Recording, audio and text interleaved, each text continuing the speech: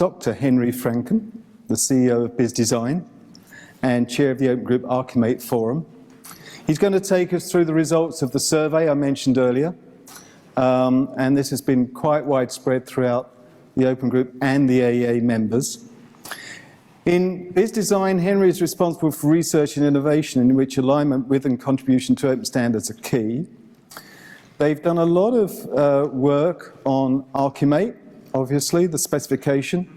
Is involved in the work group, not only for Archimate, but also the evolution of TOGAF. Biz Design have taken advantage of the webinars of the Open Group and in fact got many hundreds of registered people attending, not just registered, but attending. I think we had 900 plus on one of them, which nearly broke the system. So he's going to take us through a detailed summary of this, of the results of this survey. So please give a big warm Open Group welcome to Henry Franken.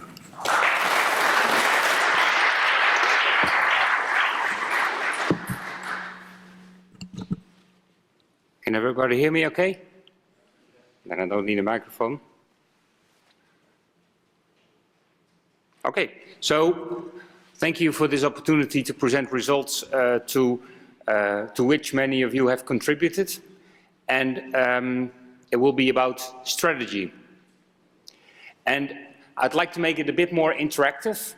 So I assume almost everybody has internet, either on their laptop or on their mobile.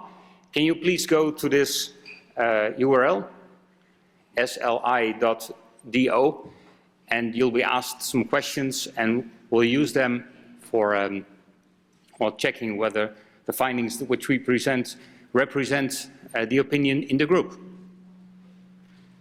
Okay, so yesterday we had a presentation by Magnus, which was inspiring, I would say, and there were a couple of things which I remembered.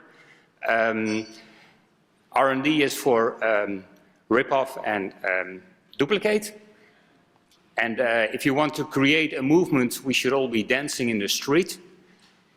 And you're either a creepy engineer or a fancy-dressed salesperson. Well, let me introduce the people who contributed to this presentation. First of all, it's Melissa Roelsma. She's in the back. I consider her young and talented. I think she's beautiful. She's not an engineer, but she contributed to this work and got a good grade for that. I was already introduced by Ellen, so thank you very much for that. Besides the factual things, I consider myself happy in life, so let me add that to the list.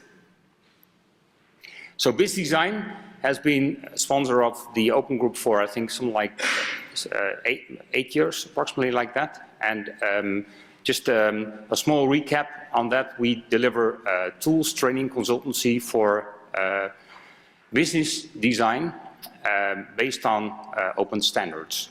And well, we contribute a lot to the open standards because we believe in this fact. So I'm going to provide some context to this presentation and then go into the findings. So I'd like to check who's in the room. How many C-level people do we have in the room? Who considers themselves a CEO or C-level? We have a couple of them, okay. How many are managers? Managers that transform or help change a little bit more. IT consultants, even more. How many consider themselves architects? That's a majority, there you are. So, I figured that, of course. So, I have a question to you, or maybe I could ask this question to myself as well, like why does C-level invest in us? And the answer that I used to give is that, well, we help you manage complexity because your organization is so complex. Well, C-level doesn't care about complexity. It bothers them. And this survey shows it as well. When I was in the United States, it was a couple of weeks back, well, you can go to the internet as well. If you turn on to the Wall Street Journal, most of the times CEOs are under pressure, and they will be in the papers. And if you look at it in a bit more detail, they will be pressured to turn around their organization because their stakeholders want to earn more money, or they want to have a better view on the further going of the shares. So C-level doesn't care about complexity. It bothers them, and it bothers them in a way in which they can deliver business value for shareholders. They want to get the turnaround demands into an effective strategy execution, thus enable business transformation. And with the upcoming platforms, everything needs to be agile, and the improvements in the business need to be fast. So organizations need capabilities to become agile, and they want to become capable to transform and change. And so what else is happening in the market space? Well, I see that most of you use an Apple or an iPhone. So Apple has spoiled us. And I think Amazon has spoiled us as well. And how have they spoiled us? Because we expect everything to work as seamlessly and swiftly like ordering a book at Amazon or working with your iPhone. And you, as organizations, get the same demands. Customers, be it B2B customers or C2B customers, expect your services and products to be delivered swiftly, seamlessly. So a recent article in the Financial Telegraph says that CEOs and entrepreneurs expect to have to change their business model in the upcoming year to answer to these demands. And Gartner says in 2017, every company will be a digital company. Doesn't mean that you'll go to the bakery and buy digital bread, but platform 3 will be all around us by that time. So, what are you, as architects, I would say, how can you be of value to the organizations or clients that you work for? Organizations want to design and implement new business models. They want to streamline processes to significantly reduce costs. They want to standardize their operating model, improve agility, and swiftly use the big external platforms that are upcoming. And so in this way, you or me as an architect can add business value to organizations. And yes, of course, we need this tool set which will help to give an integral view on the complexity of this organization. So of course we need TOGAF, of course we need Archimate, of course we need FAIR, and of course we need the other standards in which we approach this problem. But if we do not focus on the business value that we can deliver to the organization, the enterprise architecture department will be in big danger. So, that about the context. Let's go to the strategy survey. How about strategy? Well, strategy is a plan or a guide to achieve a new situation for your organization in which you can compete better, in which you can adjust yourself to the competitive environment. And what our findings show is that developing a strategy to get to that situation is difficult. Implementing it is even more difficult. And we'll find out why this is so difficult. And so the topic of the survey was strategic alignment. And strategic alignment can be defined by the fit, by the, I would say, intended market position and the way the organization is structured by business and IT. And if you have this in grip, you will be much more successful in achieving this intended situation. So the question is, why do organizations often fail at developing and implementing their strategies to reach this strategic alignment objective that they have? This survey was made possible by you. A big group of people contributed to it, so I would like to thank the Open Group, the Association of Enterprise Architects, and also the Dutch Architecture Forum for contributing to this survey. In more detail, when making up this presentation, 177, but it turned out to be a bit more. People from around the globe contributed to this survey. Most organizations by which they were employed were organizations larger than 500 employees, and there was quite an equal spread among industries. And if you look at where they were located, 70% in West Europe. So we didn't get that much from Asia or Australia. Too bad. We could do that in the next try. We had about 25% from North America. So let's go to some of the findings. And I would like to get your interaction in clear. So please go to the site now and answer the question, what percentage do you think experience problems with implementing the strategies? And the technique behind this will be managed by Melissa. It's asking for an event code. Melissa. There we are, at alignment.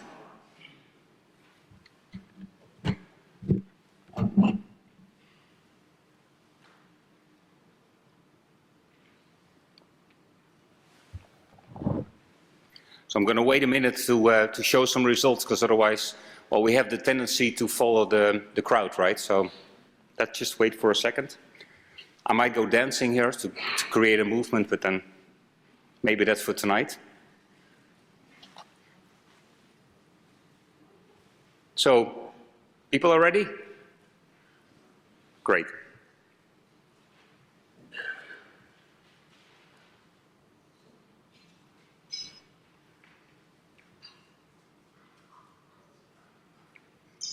So we have about 60 votes now, 61 votes. I counted 98 people in the room, so you can still contribute. But I think the percentage is evident. You think that between 70 and 80% of organizations experience problems with implementing their strategies. That's a huge number. It's a huge percentage. So let's see what our findings say.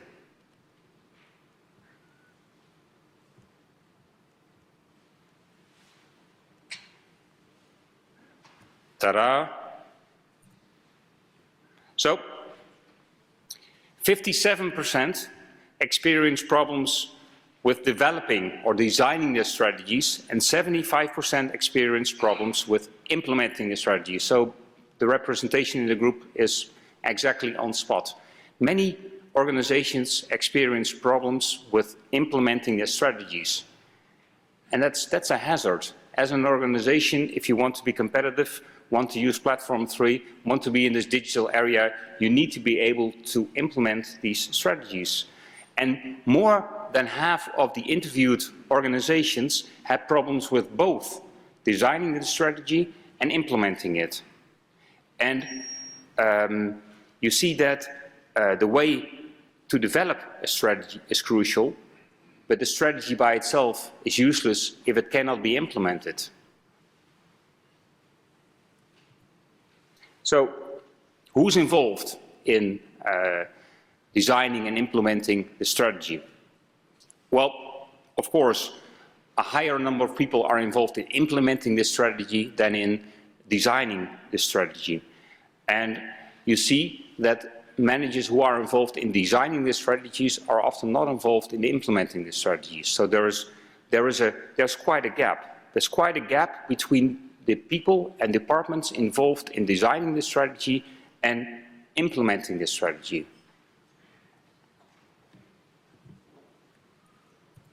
So let's have a look at it in more detail. Like if you look at the departments within organizations, you see that finance is much more involved in designing the strategy than in implementing the strategy. And so is marketing. They want to achieve something. They want to be out there. So they say, well, this is what we have to do.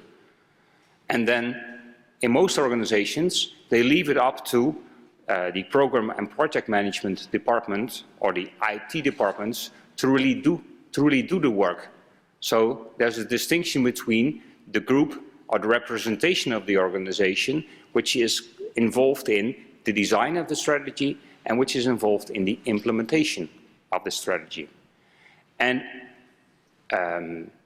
one of the other findings is that in comparison to, for example, you as an architect or as an IT involved person, managers experienced less problems. They experience less problems in developing the strategy and also in implementing the strategy. But I would say that's a necessary opportunistic character of managers. Okay, next point, the use of strategy techniques. You as an architect were involved in architecture techniques like TOGAF and what we have in there, and we use Archimate for that. But before we start to transform, there's something like the business architecture part and the strategy part. And so what type of techniques are being used within organizations to come up and to articulate the strategy? So about 45% of organizations say that they do use strategy techniques.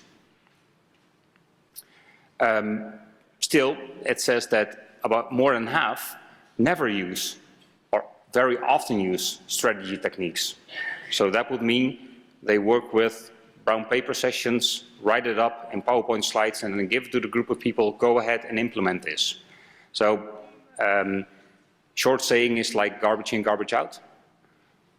It's a difficulty. So on the other hand, the survey shows that about 90% of organizations is willing to consider to use a software tool for strategy modeling. So I would say that's quite remarkable. On the one hand, there's just a small group that is using techniques, but a much larger group is willing to use a software tool for that. That might have something to say with the applicability of these techniques, or that people will be willing to use a tool because then they can design a strategy much faster. So we're gonna poll you again.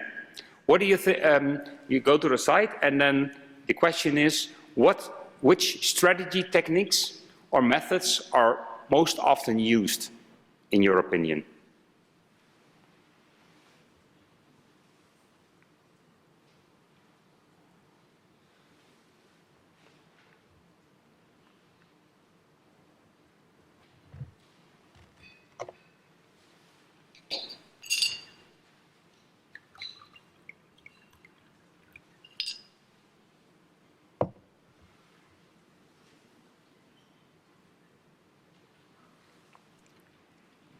Okay, let's see if the answers are there.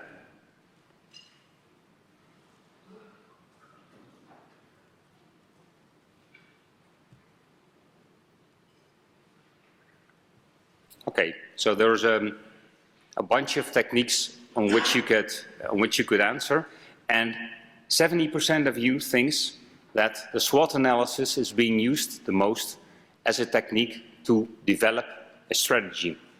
A business case and the balanced scorecard, well, they compete for second place, and then critical success factors. And the rest is, well, business case is gaining momentum now. We see strategy maps, so all the rest is like, well, very few. So I would say it's a SWOT analysis, the business case, and the balanced scorecard. Business case got second place. Silver medal.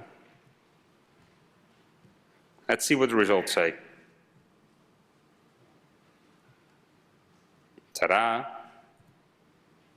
Well, it's a perfect representation of what we see in the group and what we saw in the findings. The SWOT analysis being used the most, I would say that. And if you look on the literature on the usage of this technique, it also says that it's being used the most because it's the most easy to use.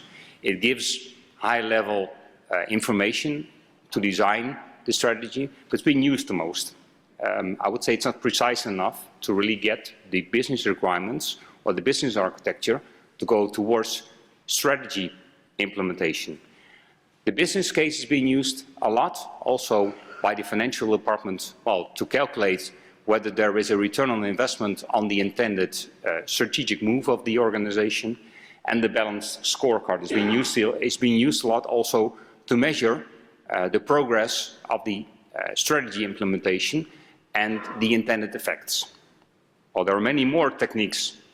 I would say it's exciting to see that, for example, a strategy map which is closer to modeling, and I expect most of you are into modeling as well, or the business model canvas, which has been around only for 5 years, already is in 6th place. So, but then a SWOT analysis or a business case, that together, is that sufficient to develop, but more importantly, to manage the strategic change? As I said, garbage in, garbage out, or you can have very high level garbage, which is more difficult to interpret. So let's have a look into the variables influencing the strategy process. And I forgot to mention in the beginning, but this is a sneak preview of the results, and the results will be published in a white paper, and then you'll have the time to read all the way that we did the survey and the more detailed results of that. So, what are the variables that influence the strategy process? We've tried to categorize that into the strategic alignment indicators, culture and shared beliefs, organizational capabilities of really being able to change their organization towards the intended situation, and the communication aspect of change.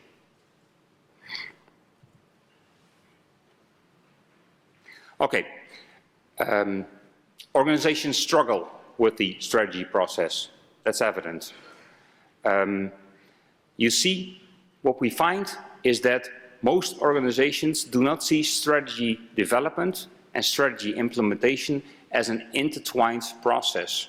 Separate groups, separate documents are going to work on strategic change. And many do not involve a representation of the majority of their organization during strategy development. There are also positive signs. Most organizations do consider their organizational resources and capabilities during the development. So, what are our core competences and what are we able to achieve? And also, the actions that you put into place to achieve something have been put in alignment with the strategic goals or strategic plans. So, famous saying, culture eats strategy for breakfast. Not sure what you had for breakfast this morning. Might have been strategy. The thing that we picked up out of the survey is that 64% indicate that conflicting priorities are a main inhibitor for reaching strategic goals. So shareholders or stakeholders or people involved in the turnaround have conflicting interests. It's very difficult to create shared momentum if there are conflicting priorities. On the other hand, the organizations say that they have little difficulty with culture. Management is there to coordinate the change. Individual contribution is being recognized, also by targets and bonuses and stuff like that. And there is apparently willingness to change within the organization to get to the intended situation and, well, to remain vivid and profitable as an organization. So, except for the conflicting priorities, the culture and shared beliefs are not seen as a problem for the strategy process as the results from the survey. Organizational capabilities. We're talking a lot about capability-based planning these days, also within the business architecture forum. Are organizations capable to change? Can they reach their intended situation? Well, I would say not surprisingly, about 50% say that their information systems do not support the position that they want to go, and they find changing their information systems very difficult. What we also picked up is that a large part of the organization indicate that their long-term strategic goals were not really translated into short-term goals. So we have a high-end vision And we want to get there in steps, but the intermediate steps are not very well communicated. So it will be difficult for groups of people to really get to where you want to go. You can be thrilled to go there, but you also need guidance to get there.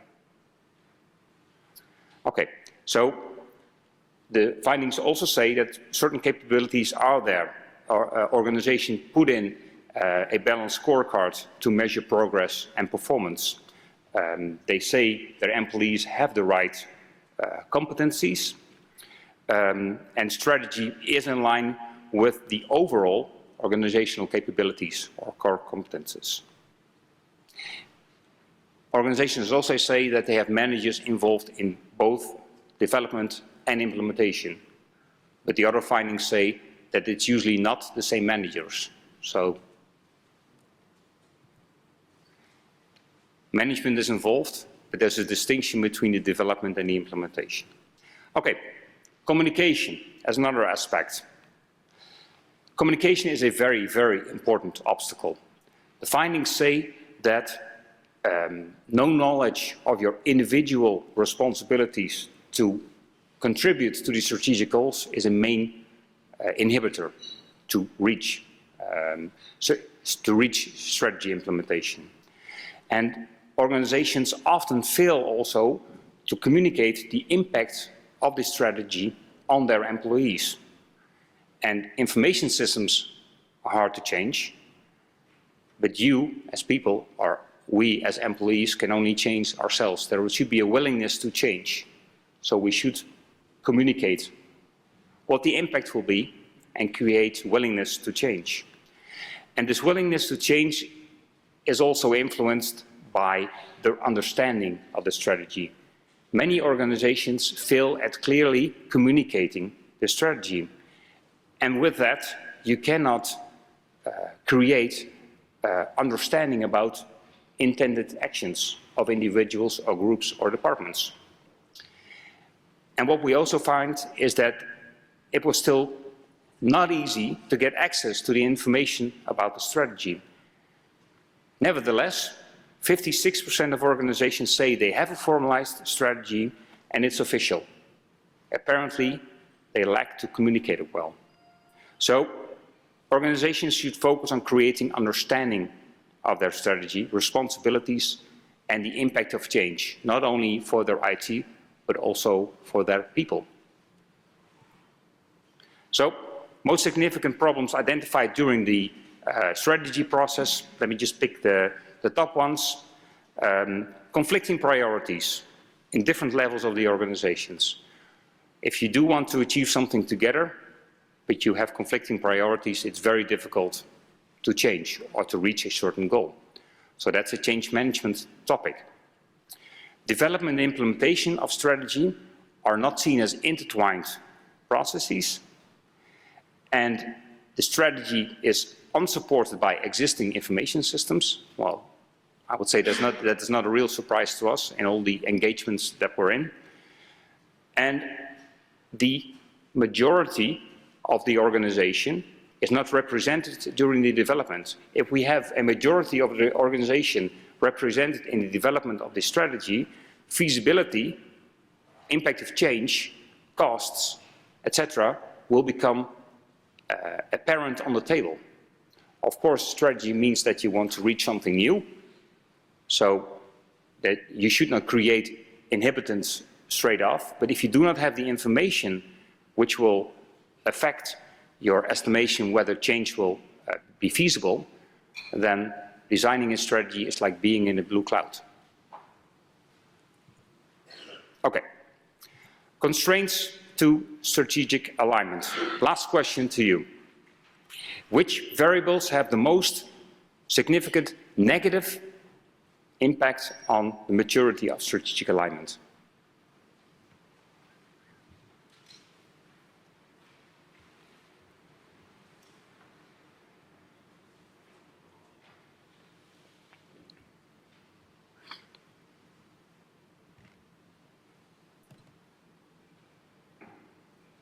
It's hot in here, isn't it? It's a hot topic, yeah, you're quite right. Yeah. Okay, let's let's get to the answers, and then we can go for a drink as well.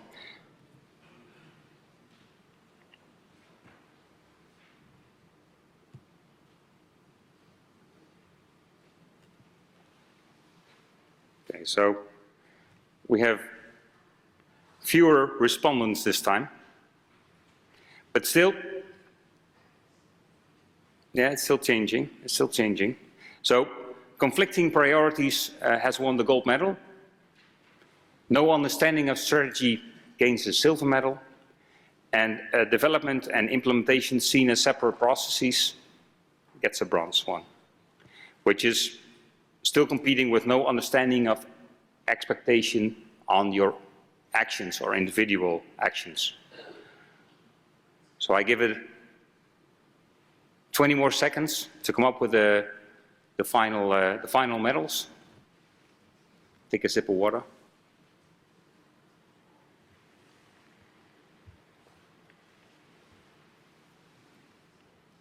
Okay, this is it.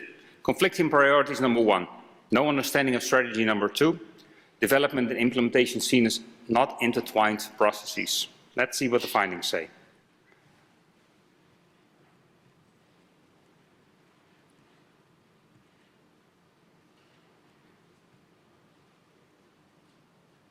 Okay, so number 1, unknown impact of the strategy on the employees. That's seen as number 1. The majority of the organization does not understand the strategy and no long-term goals into short-term goals. So it's impossible to have proper strategy implementation when there is no idea of the impact of the strategy and no understanding of the strategy in general. If these things are not in place, they will be killers for the strategy implementation or the strategic alignment. So a couple of additional findings, and then we can go for coffee. 60% of organizations do not have a controlled language or a dedicated channel to communicate about strategies. It's everywhere and there, but people are not able to find it, and they don't know how to read it. 60% of organizations do not critically define the boundaries of their strategic plans. Boundaries are defined by budgets or the scope of the strategy, what you want to achieve or in which time you want to achieve it. So, huge ambition, but not a budget, or not the people. 58% recognize the importance of the collaboration between stakeholders. Still, during the development and implementation, only a few organizations are able to trace the interdependency between these stakeholders. Not being able to trace the interdependencies between these stakeholders means that you cannot trace conflicting interests in the design and implementation of, for example, systems or processes or the organization. 60% of the organizations do not clearly trace the translation of strategic goals into operations. So you want the organization to operate in a certain way according to a certain strategy, but you do not trace it. So that's difficult, I would say. And also, in the feedback, the communication of goals, the contribution of projects to strategic goals are not being fed back to the organization. So there's a lot of detailed findings that have to do with the development of a strategy, the implementation of a strategy, not being intertwined, not being well communicated, etc., from which we, as architects, or many other organizations, can contribute. So with that, I'd like to thank you.